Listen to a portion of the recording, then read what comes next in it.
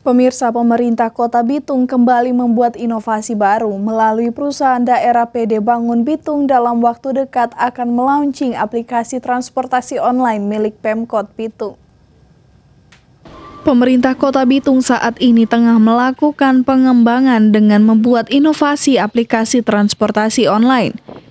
Dirut Perusahaan Daerah Bangun Bitung, Riza Lumombo mengatakan dalam waktu dekat, tepatnya di Festival Pesona Selat Lembeh, aplikasi transportasi online yang biasa disebut ojek online dengan nama Nyaku Bitung akan di-launching.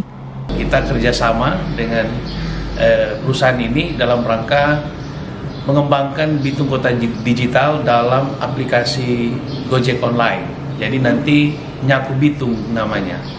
Jadi Nyaku Bitung ini nanti kita akan launching pada saat pembukaan Festival Pesona Selat Lembeh di tanggal 6 sampai tanggal 10.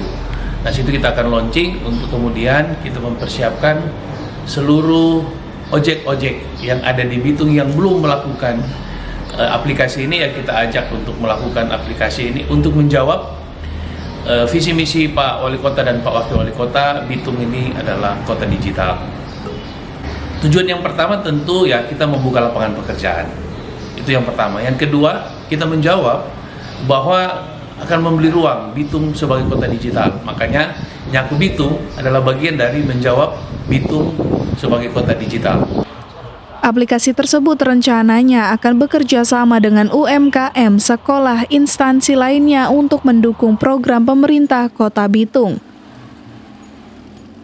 Transportasi online Nyaku Bitung nantinya akan dikelola PD Bangun Bitung yang adalah ojek online pertama di Indonesia milik pemerintah daerah.